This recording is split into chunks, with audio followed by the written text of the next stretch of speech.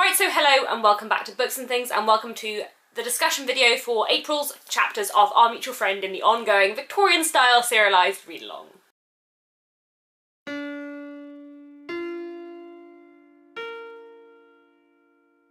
So first off, I'm sorry that this video is quite late and it's now quite far into May. It's just been quite a busy month, and the beginning of May was quite busy in terms of me being like away for weekends and stuff, which meant I haven't had much of a chance to film. So I'm sorry this is late, but hopefully May's chapters will be up a little bit sooner, we shall see. So in the Our Mutual Friend read-along in the month of April, we read 3 chapters. We read Book the Third, Chapter 5, The Golden Dustman Falls into Bad Company, Chapter 6, The Golden Dustman Falls into Worse Company, and Chapter 7, The Friendly Move Takes Up a Strong Position. So these 3 chapters, unlike, to be honest, most of the monthly parts we read in Our Mutual Friend, are really quite close together. They're all kind of the same plot line to do with Mr. Boffin's situation and to do with Mr. Weg and Mr. Venus and what they are plotting against Mr. Boffin. So, as usual, I will go through each of these 3 chapters, a little bit of what happened in them, and also a bit of the stuff that I think is very interesting. So, Chapter 5, The Golden Dustman Falls into Bad Company. Now, this chapter mainly deals with the character of Mr. Boffin and Bella's relationship towards him, and it's showing us what Bella said to her father in the end of the last chapter, that Mr. Boffin has been spoiled. So, the chapter begins with Mr. Boffin talking to Mr. Rokesmith, who we all know by now is John Harmon. Previously, he's been very nice to him, but now Mr. Boffin is beginning to see him as beneath him. We also see Mr. Boffin's new obsession with misers, and he likes to collect books about the misers, which he gets Weg to read to him, and Bella has to go with him on his shopping trips to look out for books about the misers, which is hilarious and also really, really sad. And then we also have a conversation between Bella and Sophronia Lamley. Sophronia Lamley has previously been plotting against Georgiana Podsnap, but after one conversation with Bella, who is not so innocent nor so nice as Georgiana Podsnap, Mrs. Lamley feels no qualms whatsoever about plotting against Bella Wilfer. And they have a long conversation in which Bella, even though she knows she shouldn't, and even though she doesn't like Mrs. Lamley, ends up telling Mrs. Lamley that their secretary has proposed to her. One of the very interesting things in this chapter, and throughout a lot of the second half of Our Mutual Friend, is Bella's juxtaposition, or Bella's like conflict between knowing how mercenary she is and accepting that, but also despising how mercenary Mr. Boffin is becoming, and I think that's really, really interesting in this chapter. So, points of interest in this chapter. The first thing I want to talk about is the way that Mr. Boffin speaks to Mr. Rokesmith and the way that he uses language to degrade Mr. Rokesmith, because I think this is very interesting, especially because it in some way ties into the language Bella uses to describe how she was left to John Harmon in a will, because it's language of degradation, it's language of dehumanization. So Bella talks previously about how she has been left to John Harmon in a will like a horse, or I think she says like so many silver spoons or something like that. And here, the way that Mr. Boffin talks to Mr. Rokesmith dehumanizes him in a similar manner. A sheep is worth so much in the market, and I ought to give it and no more. A secretary is worth so much in the market, and I ought to give it and no more. So with language like this, he not only places Mr. Rokesmith beneath him, but also places Mr. Rokesmith on a whole new level that is not even human. He completely degrades him. I also find the little exchange between them about wages and salary really, really interesting. So the secretary says, "You were saying, sir, that you considered the time had come for fixing my salary." "Don't be above calling it wages, man," said Mr. Boffin testily. "What the deuce? I never talked of my salary when I was in the service." So the idea is that salary is what a respectable professional would earn, but wages is what a working man would earn. So again, it's Mr. Boffin trying to take Mr. Rokesmith down and trying to put him at a lower class position than the one he has a right to. He makes a workman of Mr. Rokesmith, he makes a sheep of him, and he also makes a servant of him. He says, "I'll have a bell hung from this room to yours, and when I want you, I'll touch it." He's changing Mr. Rokesmith to the secretary, who had almost been a companion, a part of the family to the Boffins in the first half of the book, and he's degrading him to the level of a servant. And this is all kind of bound up with his new miserliness and his new concern for money and his new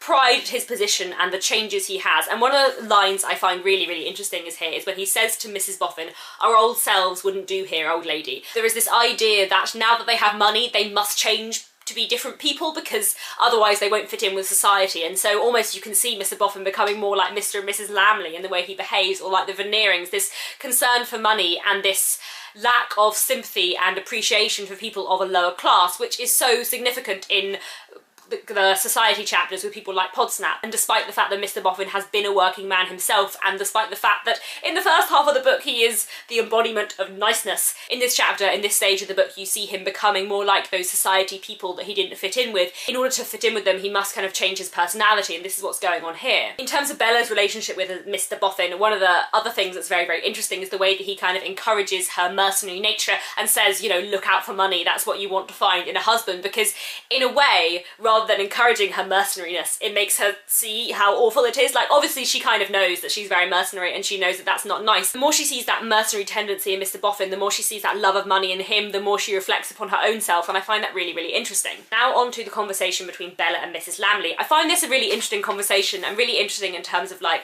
the way the Dickens presents society, because both of them really don't like each other, and they have this very, very friendly, confidential conversation in which Bella confides a big secret to Mrs. Lamley, and Mrs. Lamley, you know, calls her my dear and insists upon them using first names and that kind of thing. And yeah, both of them really don't like each other. So for example, there's a really interesting paragraph where Dickens describes how Bella feels about Mrs. Lamley. But between Bella Wilfer and Georgiana Podsnap there was this one difference, amongst many others, that Bella was in no danger of being captivated by Alfred. She distrusted and disliked him. Indeed, her perception was so quick and her observation so sharp that after all she mistrusted his wife too, though with her giddy vanity and wilfulness she squeezed the mistrust away into a corner of her mind and blocked it up with hair. And then, a few pages later, a passage where Mrs. Lamley is thinking about Bella.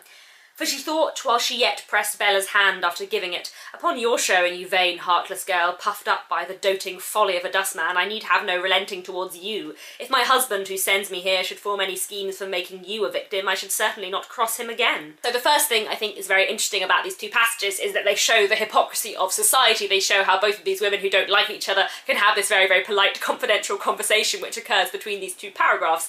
And they also show interesting things about Mrs. Lamley and also about Bella. From Bella, we learn how observant she is, how clever she is, which I think is something really important about Bella, because even when she's dislikable, even when she is horrible and vain, she's really smart and she's really aware of the people around her, and she knows when people are being hypocritical, which I quite like. I think that's a really nice element of her. She may not be as kind as Georgiana Podsnap, but she's much more intelligent, and I really like that kind of social intelligence about her. And then we also learn interesting things about Mrs. Lamley, and one of them is that while she saved Georgiana from her husband and hers plotting because she liked Georgiana, she has no qualms about immorality because it's immoral. She had qualms about immorality for Georgiana because she likes Georgiana, because she cares about her, but it was because she didn't want Georgiana to get hurt more than because she thought it was terribly wrong to do that kind of thing. So when it comes to Bella, who she doesn't really like, who she thinks is kind of vain and sort of deserving of misery, she's quite happy to plot and plan as much as her husband wants to. So there are some great lines within their conversation. I love when Sophronia is talking about a man worthy of Bella, and Bella says,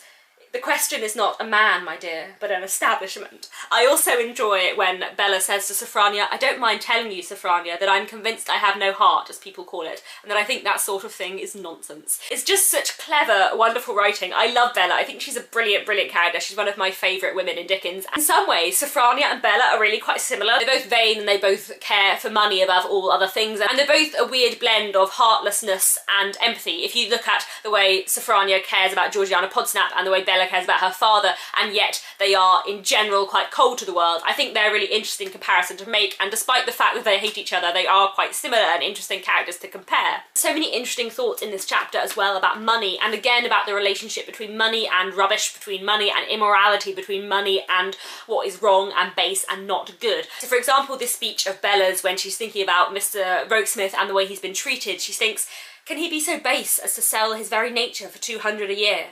But why not? It's a mere question of price with others beside him. I suppose I would sell mine if I could get enough for it. This idea that society is driven by money and that so many people are driven by money, which is such an important and fascinating theme in this book. I think this is such an interesting chapter in terms of Mr. Boffin's changing personality and in terms of the theme of money. There are a lot of other things in this chapter as well that are really, really fascinating if you've read the whole book. A lot of intricacies of language which will hint to other things that are really fascinating, but I don't want to spoil the rest of the book, so I can't talk about them here, but I made lots of little smiley notes in my margins and all the exciting stuff that links to later things. But anyway, moving on to the next chapter. Chapter 6. The Golden Dustman falls into worse company. So this is another Mr. Wegg and Mr. Venus chapter, although interestingly, unlike the previous Mr. Wegg and Mr. Venus chapters, this one is in the past tense, not the present. I have not yet been able to work out why. But this is a really interesting chapter and moves the plot along and the dramatic tension of this half of the book along quite considerably. We have Mr. Wegg and Mr. Venus meet to discuss their friendly move, their partnership in trying to find something amongst the dust heaps that will kind of bring down Mr. Boffin, or at least make them some money. They have a long discussion about how they haven't found anything so far and about the future of their project, and then Mr. Boffin turns up and gets Mr. Weg to read to him chapters from The Life of the Misers, which is ridiculous, so silly, like so many silly things. But this book that Mr. Weg reads to Mr. Boffin was a real book, and like the chapter titles I think are real chapter titles, so that tells you interesting things about the Victorian world. But anyway, Mr. Boffin then goes out to have a look at the mounds, and at this point Mr. Weg confides in Mr. Venus that actually he has found something. He has found a cash box with documents in. When Mr. Boffin is looking around the mounds, they see that he digs up some kind of bottle, and they're concerned that there is something valuable or important in this bottle that Mr. Boffin has got away with now, and they're even more concerned when Mr. Boffin announces at the very end of this chapter, before leaving the bower, that he is going to get rid of the mounds, that they are all going to be demolished. One thing I always find interesting about the relationship between Mr. Weg and Mr. Venus is that it is, like, in a way, the relationship between Bella and Safrania, very hypocritical. Neither of them really like each other, and yet Mr. Weg always addresses Mr. Venus as brother, and they call each other comrades. Like so much of high society, these men who are not in high society are also very hypocritical about their relationship with each other, because both of them are kind of out for what they can get of each other. So even if they don't enjoy each other's company very much, and they're not really good friends, and they're quite mistrustful of each other in this chapter and in the next,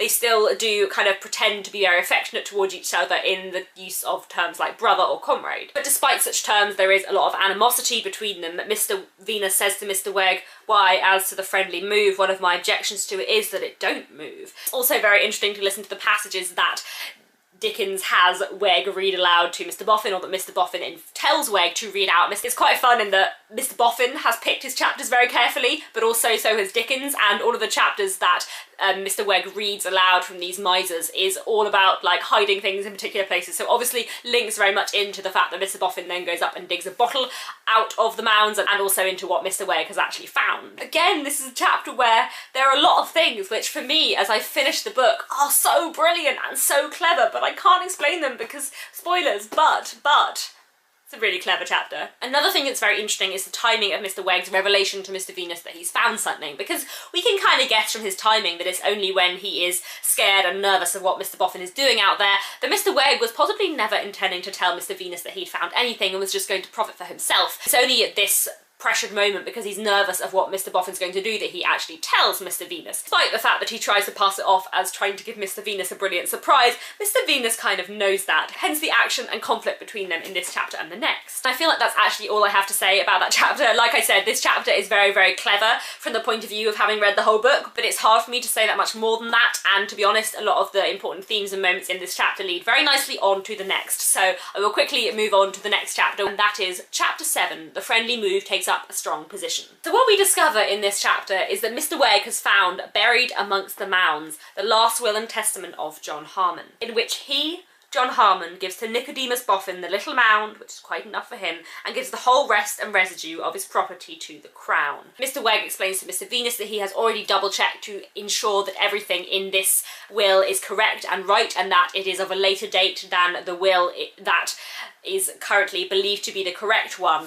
Mr. Venus is obviously not terribly happy that Mr. Weg has done this without informing him, and that he has been told so late in the day, and there is a little bit of a conflict between them, which includes one of my favourite lines. Mr. Venus threatens Mr. Weg, and the outcome of this is that rather than Weg keeping the document, keeping the will, as he has done in the last few weeks, Mr. Venus should keep it from now on. And then at the end of this chapter, Mr. Weg goes and like lords over Mr. Boffin's house for a slightly strange reason, just to like look upon him and plan his downfall in a slightly odd way. So, points of interest in this chapter. The substance of the will is very interesting because it has a lot of implications. One, of course, being that if this will comes to light, Mr. Boffin, who's now very fond of his money, would lose it all. This would obviously have a knock-on effect on Bella as well. It's also very interesting because it means that not only does the money not belong to Mr. Boffin, but it also doesn't belong to Mr. Rokesmith. It doesn't technically belong to John Harmon. John Harmon would get nothing. So Mr. Rokesmith obviously doesn't know that and has decided not to come to life as John Harmon anyway, but that's very interesting as well. The money now is neither rightfully John's or Mr. Boffin's. And in this chapter we really see the tension between Mr. Venus and Mr. Weg rise in a really interesting way. I love the politeness of their anger and the fact that they continue to address each other as partner, all the while they're being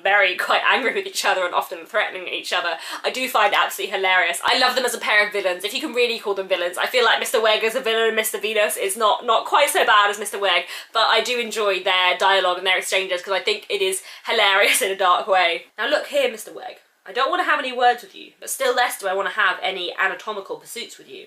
I mean, partner, it is hardly possible for a man to feel a more amiable state towards another man than I do towards you at this present moment, but I am on my own ground, and I am surrounded by the trophies of my art, and my tools is very handy. I do enjoy the way Dickens does the characterisation and the relationship between these two people. Mr. Venus is a very interesting character, and to me he feels a lot more complex than Mr. Wegg. Mr. Wegg, for me, kind of falls into a general type of Dickens villains who are mostly motivated by money and not that much else, but Mr. Venus, in this plan they are sort of formulating in order to blackmail Mr. Boffin for money. Mr. Venus is motivated partly by money, yes, but he is also motivated just by kind of desperation, the kind of boredom with life. He's motivated in a way by depression. He kind of gets swept along in this scheme because he is miserable rather than because he necessarily wants anything out of it. There's a bit where he talks about what his rejection by Pleasant Riderhood has done to him, which I think is phrased really, really beautifully. My very bones is rendered flabby by brooding over it. If they could be brought to me loose to sort, I could hardly have the face to claim them as mine. To such an extent have I fallen off under it. It's such a beautiful description because, of course, it's bound up in what he does for a living, but also it's just a description of how sad he is and how he doesn't really feel that he is quite himself anymore because of everything that's happened with Pleasant Riderhood and how miserable it's made him. So I think that is really, really powerful and makes him such an interesting character. To a certain extent, I think you can draw a comparison of the partnership between Mr. Venus and Mr. Wegg with the partnership of Mr. Riderhood and Gaffer Hexam, Lizzie's father, who's now dead, because in the same way that Mr. Wegg and Mr. Venus are working together, they're both engaged in kind of morally dubious areas or just immoral areas. It's Mr. Wegg who has the most malicious intentions. I don't think Mr. Venus is like actively intending to do harm, he's more just careless of the harm he might do, whereas Mr. Wegg, I feel like it's not just about money, it's also about revenge, it's also about bringing down Mr. Boffin because he detests the fact that this man has so much money. The plan has initiated with Mr. Wegg, and although Mr. Venus does go along with it and does take an active part in it, it wasn't his idea, and he doesn't seem to have the same drive for evil in a way as Mr. Wegg does. And I think the same is implied about the previous relationship with Rogue Riderhood and Gaffer Hexam. Gaffer Hexam was also engaged in sort of robbing the dead, but he would never have killed a man or he would never have robbed a live man, whereas Rogue Riderhood certainly has robbed live people and certainly caused deaths. It's not clear whether he's actually ever killed anyone, but it's certainly implied that he probably caused the death of John Harmon / not actually John Harmon. Also interesting to compare Mr. Wegg and Mr. Riderhood because they are quite similar characters in a way, and yet in another way they're also quite different. Dickens describes Mr. Wegg as being like an evil genius, which is partly of course caricature, but also quite interesting because it emphasises two things. One, of course, that he's not a very nice man, but the other thing it emphasises is that he is clever, and he is clever, Mr. Wegg. He is smart in his plotting and his planning, he is smart in the way that he intended to keep things from Mr. Venus, but he's also smart in that he is educated, he's very literary, he knows a lot of ballads off by heart, he has the power to change these ballads to make them specific to various people, just at the drop of a hat. He can recreate these ballads, rewrite them, he can read very, very well. I think it's fair to say that Mr. Wegg is presented as being a much more intelligent man than Mr. Boffin,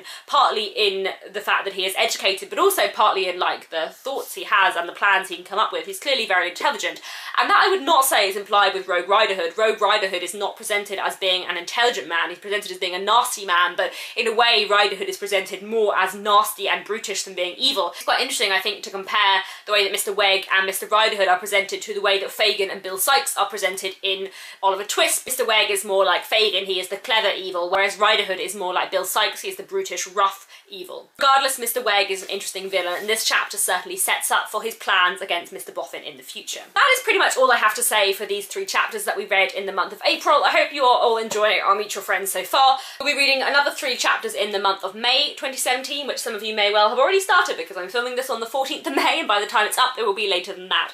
But regardless, the 3 chapters we'll be reading in May will be Book the 3rd, Chapter 8, The End of a Long Journey, Chapter 9, Somebody Becomes the Subject of a Prediction, and Chapter 10, Scouts Out. I'm very excited for May's chapters because in these chapters that we'll be reading in May, some very significant characters who have not yet met each other meet each other, and it makes me very happy. So, I hope you're all enjoying our Meet Your Friends so far, and I'll be back very soon with another bookish video.